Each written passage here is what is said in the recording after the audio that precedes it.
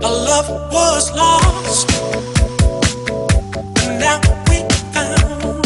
Yeah, our love was lost, and hope was gone.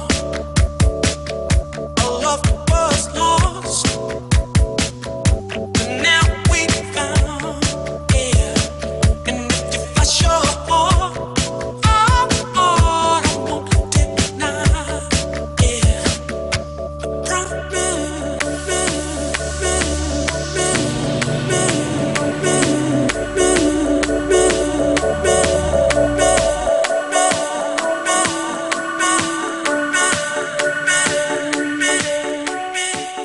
Mon état d'esprit, je suis un peu stressée à vous dire pour essayer le flyboard, mais je pense que ça va être c'est un concept assez sympa et assez fun qui pourrait être accessible à plusieurs personnes telles que des filles. Donc on va essayer et je vous dirai mes impressions après.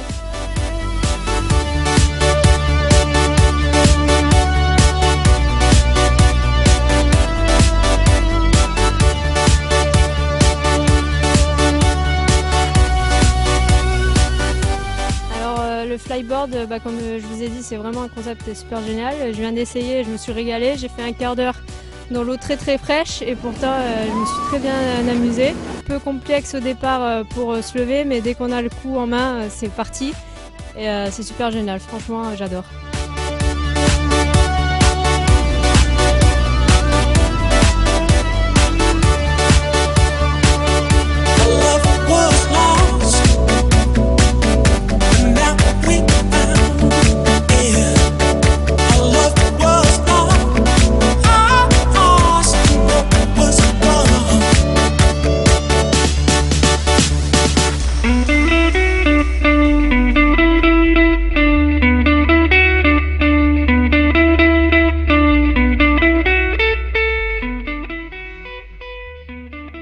Alors le fonctionnement est très simple en fait, c'est un tuyau qui vient se connecter à n'importe quelle turbine d'un jet ski ou d'un engin comme vous avez vu sur la première vidéo. Ça peut s'adapter sur n'importe quel jet, il suffit d'une puissance de à peu près 100 chevaux pour déjà décoller à 2 mètres de haut quoi, en fait. Après il est recommandé d'avoir à peu près 150 chevaux.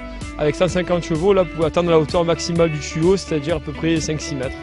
Le principe est simple, c'est un tuyau donc on connecte, il y a un système de rotation qui permet en fait de maintenir le tuyau en pendulaire. Il y a un système de rotation ici au niveau du tuyau qui permet que le tuyau ne s'en mêle pas et aussi de pouvoir faire des virages assez facilement. Ensuite vous avez donc là vous pouvez voir les buses principales qui permettent de donner la poussée pour décoller. Et ici vous avez les buses en fait de stabilisation qui viennent se fixer aux mains. Alors en fait, on a 3 versions au niveau du flyboard. On a la première version qui va être en fait dédiée à tout ce qui est location, initiation et pour les personnes qui sont vraiment en apprentissage, où la personne en fait est sur le jet, s'occupe de démarrer et de gérer l'accélérateur. Donc ça c'est vraiment la version la plus simple pour apprendre. Au moins l'utilisateur de la flyboard n'a pas besoin de gérer la puissance délivrée, il ne gère uniquement la hauteur qu'avec l'inclinaison des pieds. Ensuite on a la deuxième version de la flyboard qui là permet en fait de démarrer, d'avoir un coupe-circuit, d'arrêter le jet depuis la flyboard, mais aussi d'accélérer grâce à en fait un potentiomètre qui passe le long du tuyau. Donc en fait l'utilisateur de la flyboard peut être seul et sans personne sur le jet en fait.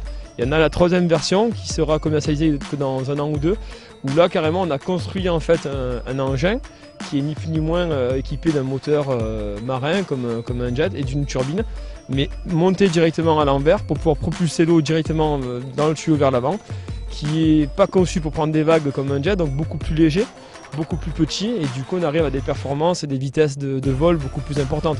Avec un jet en 250 chevaux, vous allez atteindre à peu près 25 km/h, là on arrive avec notre engin à atteindre à peu près 40 km/h.